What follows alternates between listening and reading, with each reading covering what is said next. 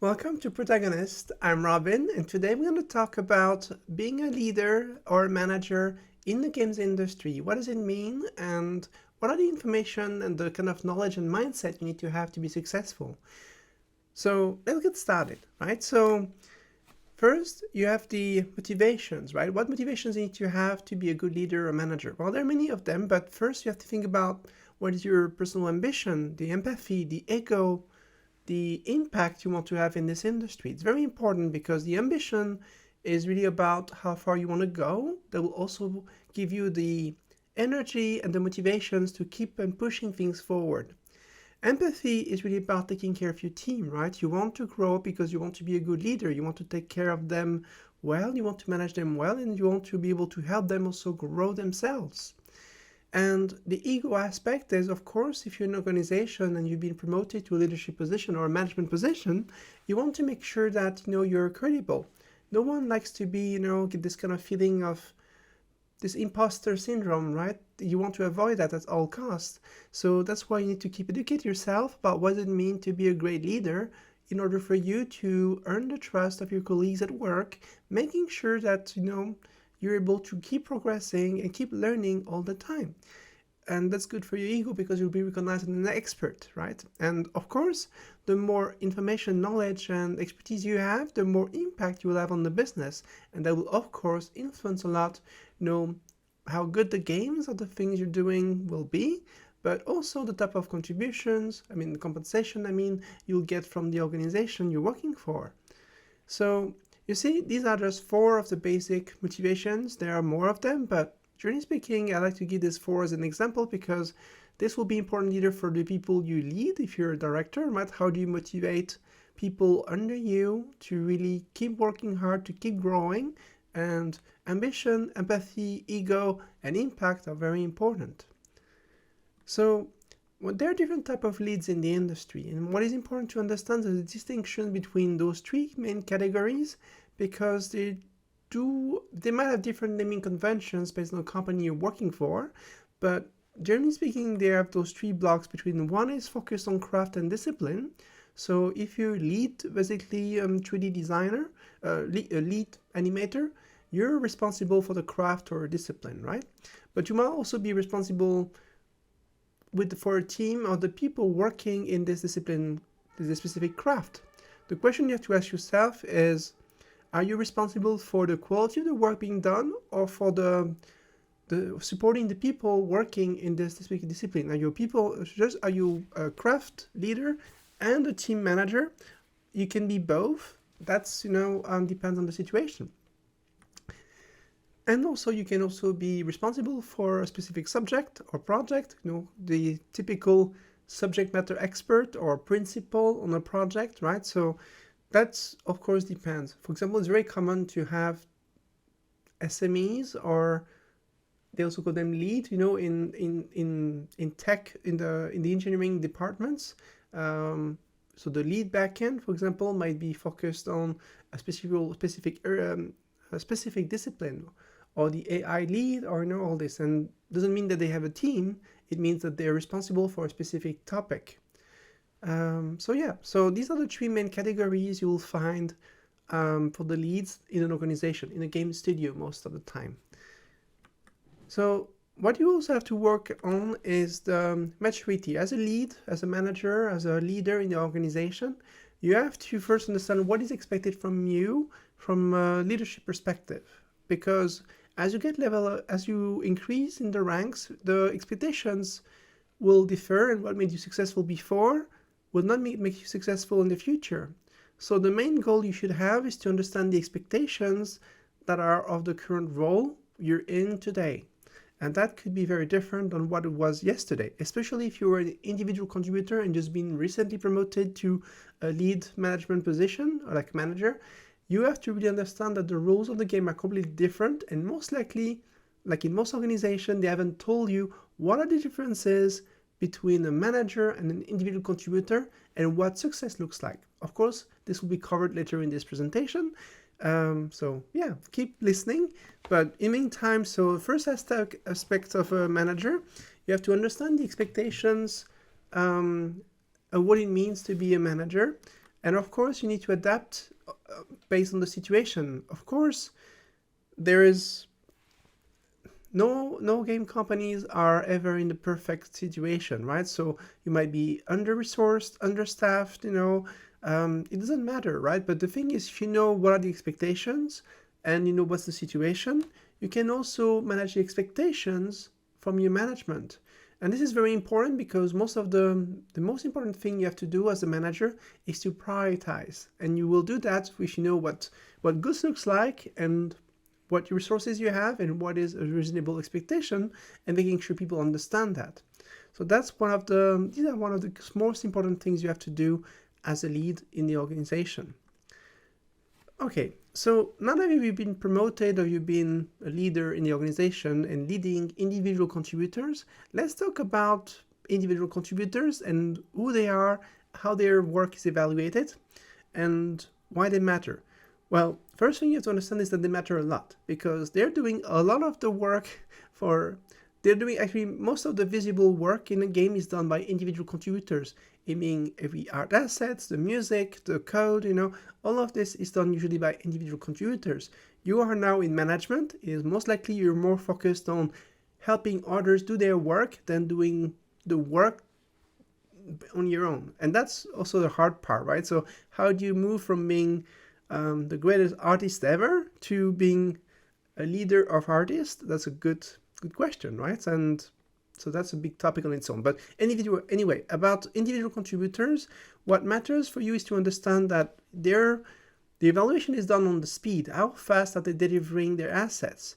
What's the quality expectations for the work they are doing, and what is the level of expertise they have, right? So as a manager of individual contributors, you have to understand how to evaluate them, and usually it's on speed, quality, and expertise. And the way they're rewarded, right, is basically on the time they're spending most of the time, right? So they're paid by the hour. So it might be even if they have a full-time contract, long-term contract, they're still going to be mostly focusing on how much work they can do within the usual working hours. And they will be also sometimes by the deliverables. This is more about freelancers usually, and people are outside of the organization. But generally speaking, right, it's really focused on what is called an output. Because the main difference between individual contributors and you as a manager, right, is that you as a manager, the individual contributors are focused on outputs, meaning the actions, right, that leads to specific outcomes. And the outcomes, right, that's what you are responsible as a manager. You're responsible to drive impact, to bring success to the organization. It doesn't really matter what outputs lead to an outcome as a manager. The important aspect is that the outcome is achieved, right? So that's very important to understand the distinction, because when you're being promoted from an individual contributor to a management role, this is the main aspect of the mindset shift that needs to happen. It doesn't matter if you're fast at doing and the quality of the work is doing well. It doesn't matter if the work you're doing is great.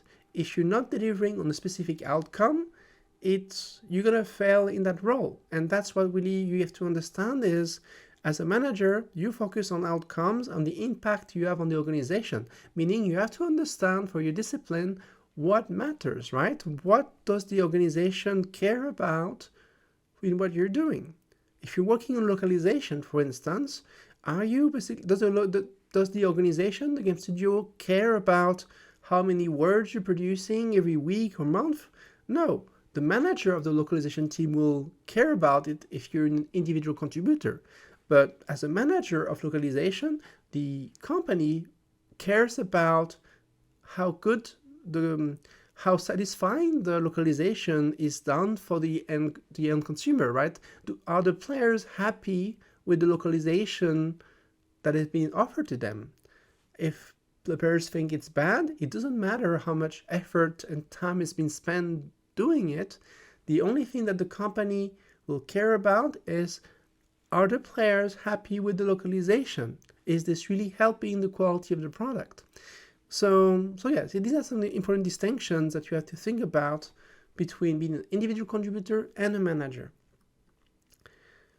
So now that you're in management, right? So things are a bit different. You have to understand the differences between being an individual contributor and being a manager.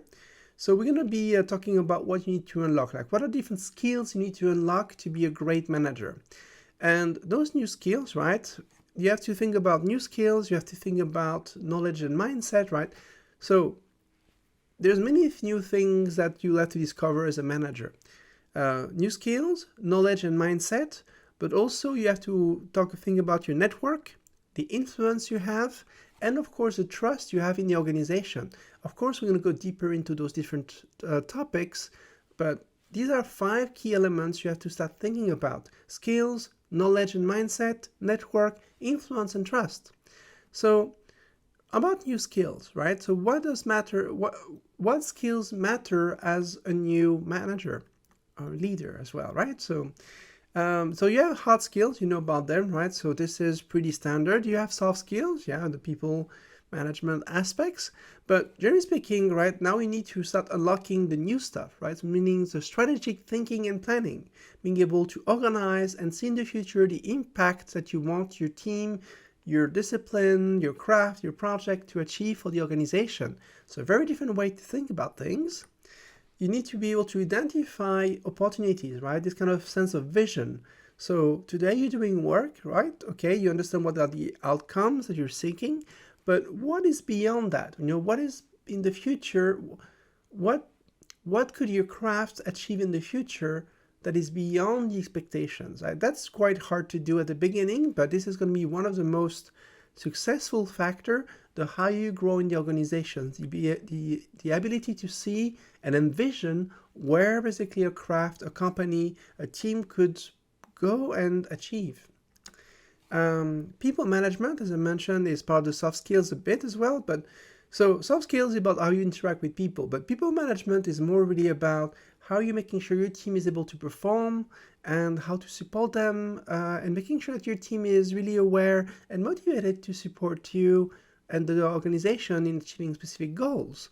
It's a very challenging part of being a manager. It takes a lot of time, and that's actually one of the first key elements when you move from individual contributors to team manager, right, is to really understand this people management layer.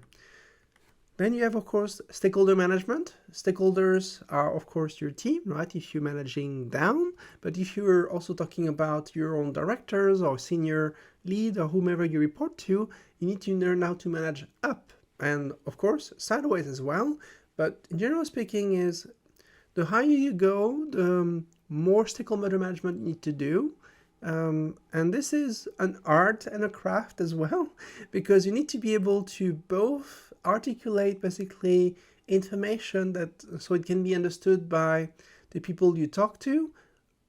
And that's very different if you're talking to people that are more technical, more in management, you know, and that's ability to communicate is going to be one of the fundamental aspects that will allow you to grow in an organization. So yeah, stakeholder management could be it's a huge topic, and we'll be covering more in detail later in later videos. So when you talk about new knowledge, right, so that you need to unlock new knowledge and dynamics, right? So the team dynamics is how your team members are working with one another, right? What can you do to support their growth?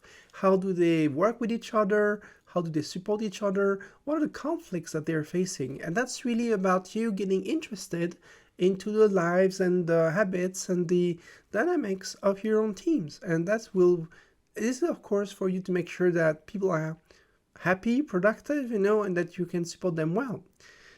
Stakeholder dynamics, you know, is part of stakeholder management. You have to start to look into the politics a bit of why things are done in certain ways.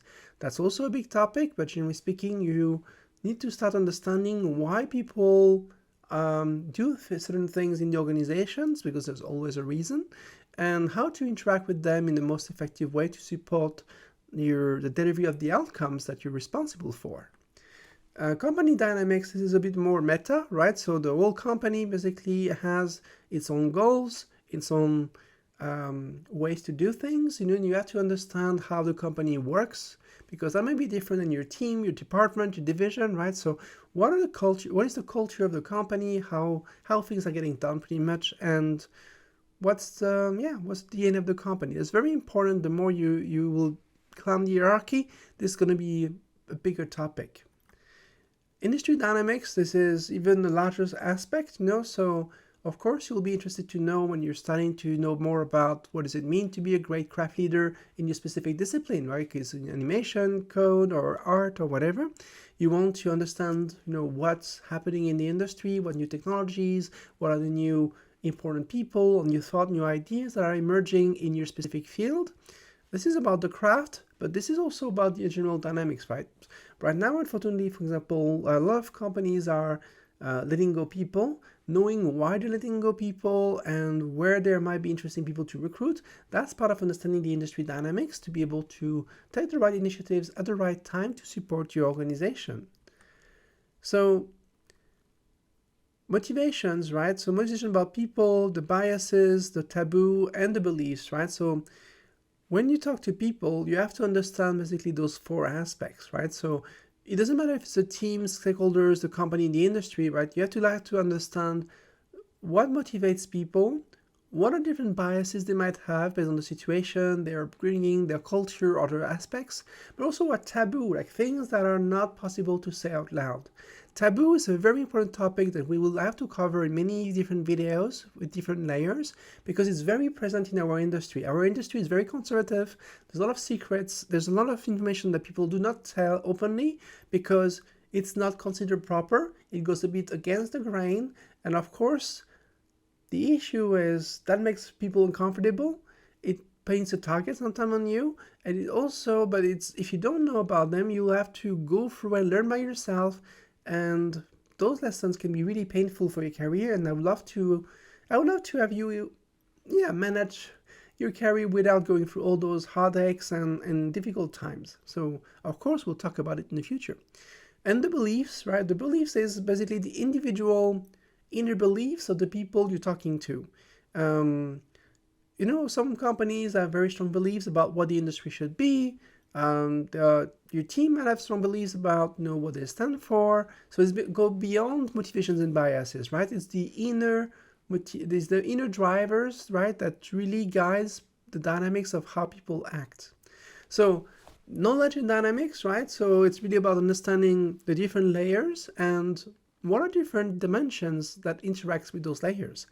So this is new, right? It's about being curious at the beginning. It's of course complicated, and the more you grow in the organization, the more you get experience, the more layers you will understand how they interconnect and how you can also change things and impact them. There's a lot of interesting ways where you can have a lot of impact, at team level, the company level, even at industry level, right? So, but this is a bit more advanced, so we'll talk about it later.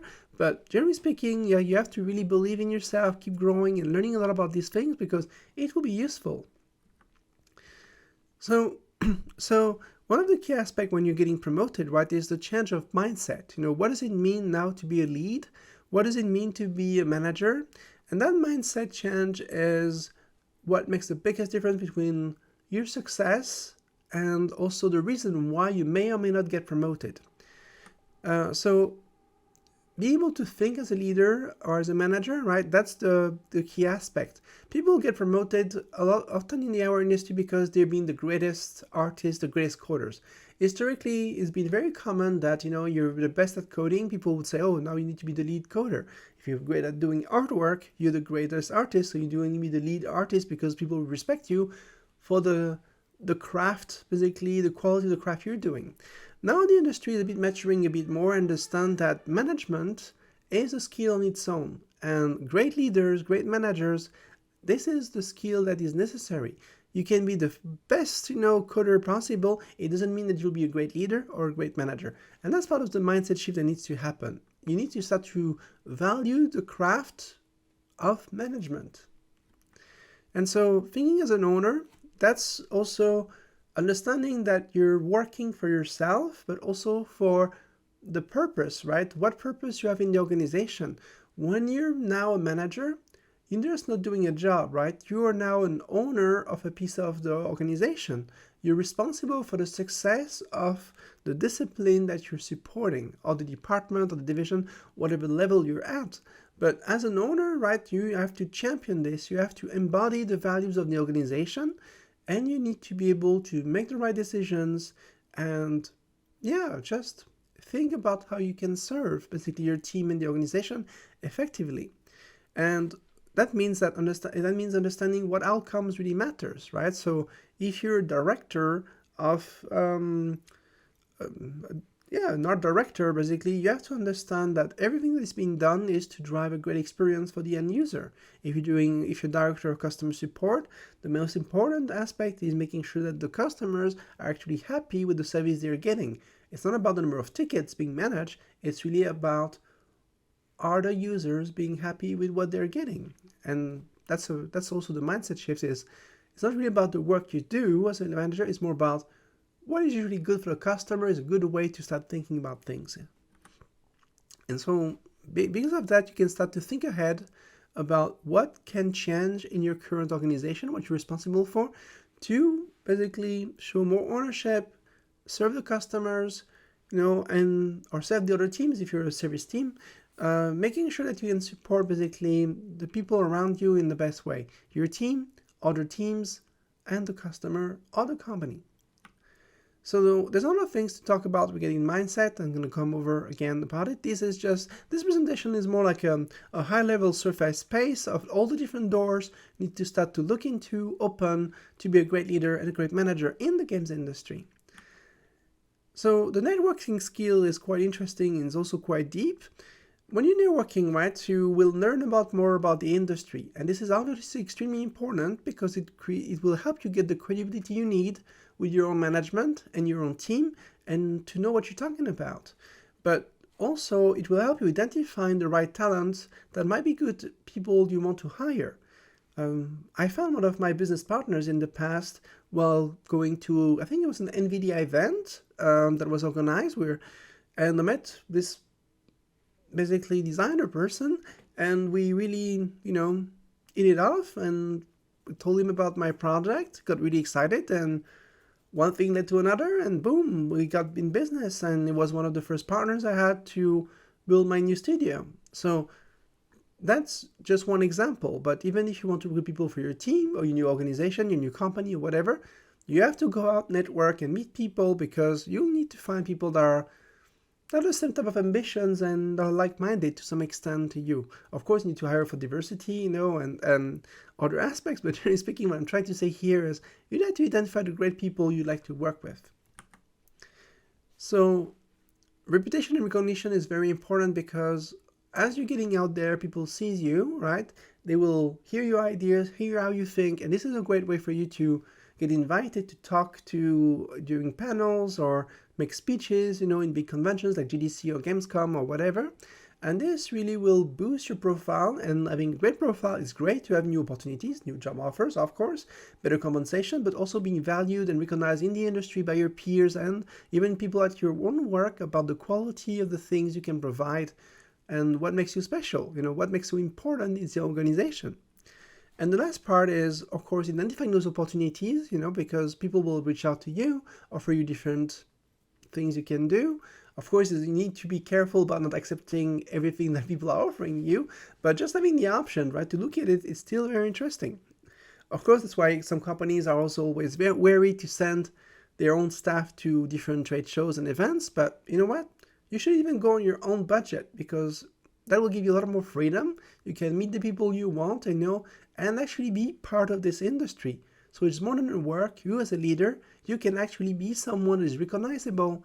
If I look into my 20 plus years in the industry, there's a lot of people I've seen growing, years after years when I go to Gamescom or GDC, and I see them advancing through their careers. We connect, and that led to some interesting experiences, some job opportunities, some business opportunities, some contracts, So yeah, think about it. If you want to grow and be a very, if you're ambitious, you have to meet people. You have to go outside of your close circle because this is the best way to find opportunities you wouldn't get otherwise.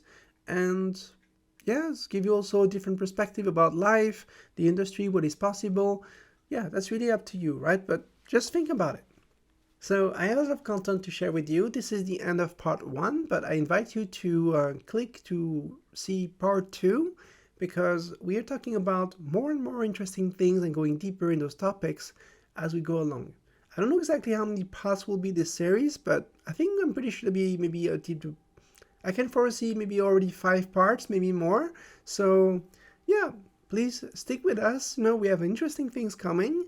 Yeah, so talk to you soon in part 2. Thank you. Ciao.